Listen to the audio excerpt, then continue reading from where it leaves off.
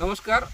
शेतकरी मित्रांनो, काल जी आंदोलन झालं पंढरपूरमध्ये रोहितदादांचं, त्याला यश किती आलं अपयश किती आलं हा एक वेगळा भाग आहे किंवा त्याला काय काळ औषध आहे. परंतु ज्या पद्धतीनं काल पंढरपूरमध्ये आंदोलन संपल्यानंतर काय भाजपच्या मंडळीनं तिथं गोमूत्र टाकून त्या जागेचं शुद्धीकरण केलं, याच्या इतकी वाईट घटना देशभरामध्ये कधीही घडली नसेल. जर शेतकऱ्याच्या मागणीसाठी आंदोलन झालं आणि ती कुणी केलं काय केलं तो विषय फार महत्त्वाचा नाही. तो त्याच्यानंतर जी भाजप विचारसरणीनं जी तिथं गोमूत्र टाकून जो काही जागा शुद्धीकरणाचा जी त्यांचा मी व्हिडिओ बघितला त्याच्यातून अक्षरशः किळस आली.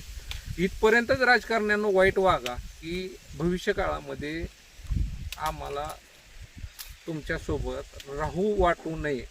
आणि दुसरी गोष्ट एक आहे की हीच अवस्था काँग्रेसने अशा चुका केल्या म्हणून भाजप सत्तेवर आलं. भाजपनं एवढं निश्चित भान ठेवलं पाहिजे की जसं आज काँग्रेसची अवस्था झाली आहे तशी तुमची होऊ नये. कारण कुठल्याच पक्षाची इतकी वाईट अवस्था झालेली आमच्यासारख्या सर्वसामान्य नागरिकांना पटणार नाही. कारण लोकशाहीमध्ये दोन्ही बाजू ह्या सक्षम असाव्या आणि हीच अवस्था भविष्यकाळामध्ये भाजपची होईल याच्यामध्ये मला कुठलीही शंका वाटत नाही. कारण ही जर असंच चालू राहिलं तर ही सर्वसामान्य माणसाच्या शेतकऱ्यांच्या मनाला कुठंतरी घात करून जात आहे. अक्षरशः ती बघितल्यानंतर किळसवाणी झालं. म्हणजे त्याच्यापेक्षा वाईट काहीच असू शकत नाही.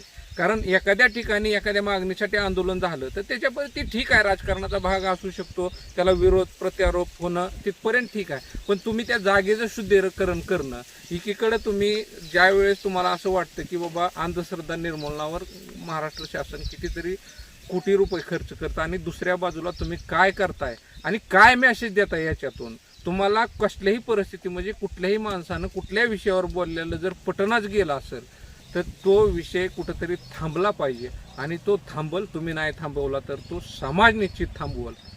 धन्यवाद.